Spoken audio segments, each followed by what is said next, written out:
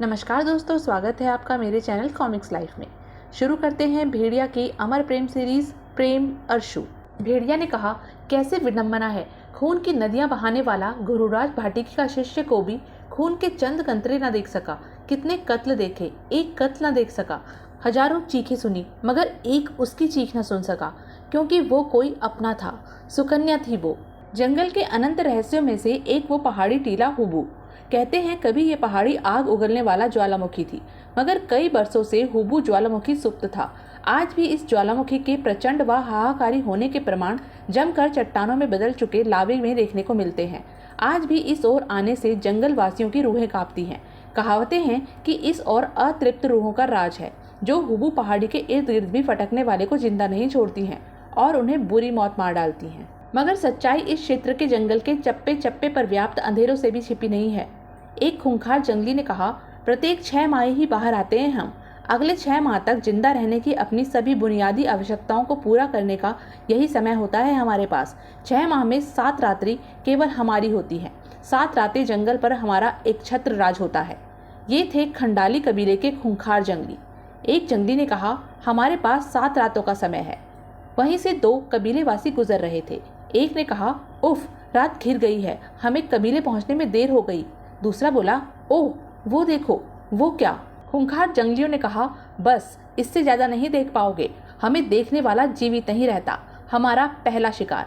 और यह कहकर उसने दोनों कबीले वासियों को मार गिराया। फूजो को सूचना मिल रही थी। फूजो ने कहा, ओह, सूचना के लिए धन्यवाद प्यारे चीतल, ये एक और संकट है, भेड़िया को सूचित करना होगा।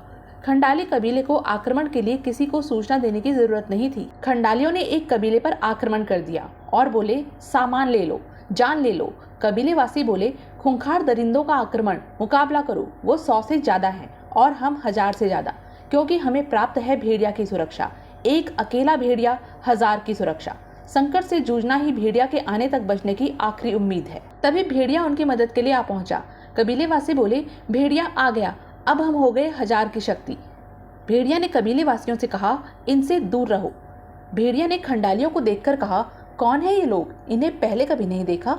भेड़िया ने हाथ गाड़ी उठाई और सोचने लगा, बिना खून खराबे के 100 से लड़ने के लिए ऐसा ही हथियार चाहिए।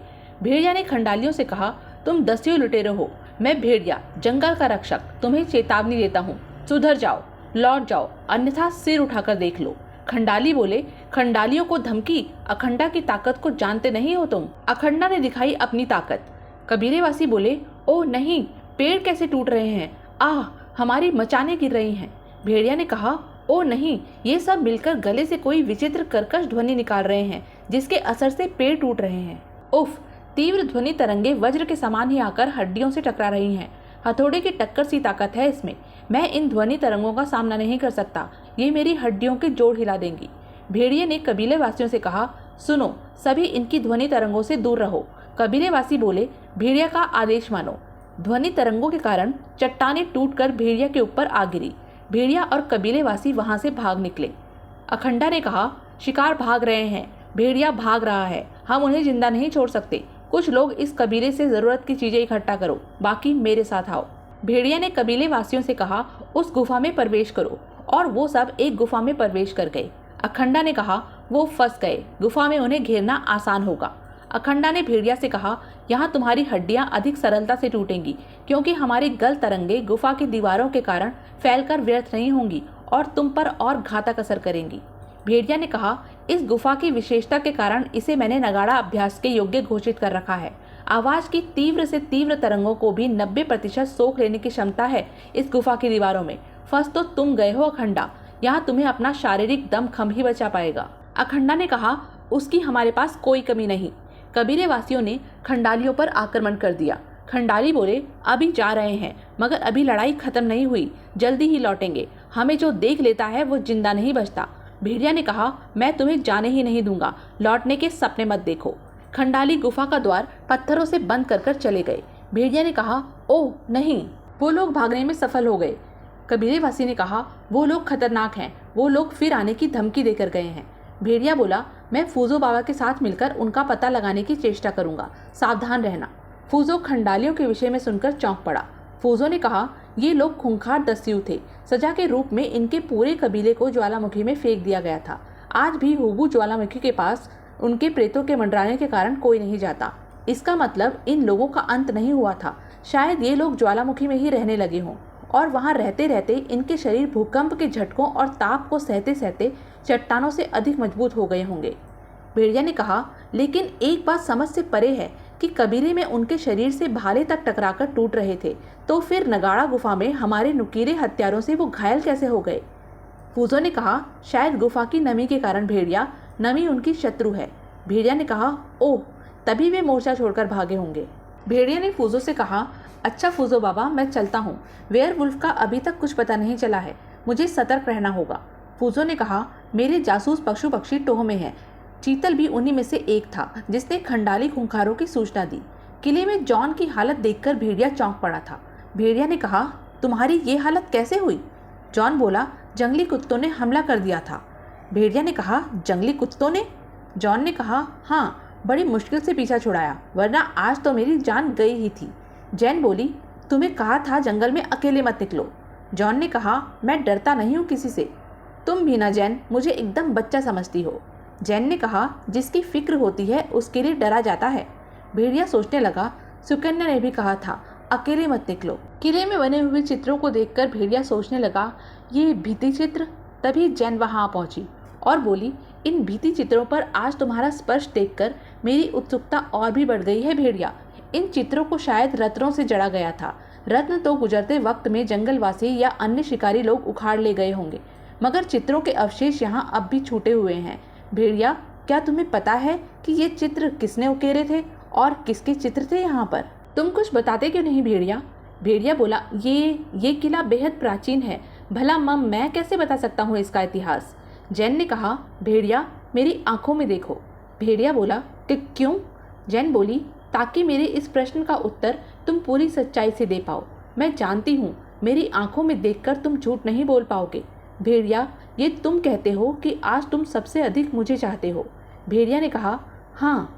जैन बोली, किसी की प्रगाढ़ चाहत को महसूस करना हो तो उसके स्पर्श से महसूस की जा सकती है, और मैंने कई दफा तुम्हारे स्पर्श में उस चाहत को महसूस किया है। स्पर्श का संबंध भावनाओं से होता है भेड़िया। दीवारों पर तुम्हारे स्पर्श के साथ ही मैंने उन भावनाओं को भी देख लिया है। कोई यूं ही बेजान चीजों को स्पर्श नहीं करता। बताओ भेड़िया, जो पूछा है उसका उत्तर दो। भेड़िया ने कहा, उसने भी यही कहा था, मेरी आंखों में देखकर बताओ। इन चित्रों को सुकन्या ने उकेरा था जैन, मैंने उसे टोका था।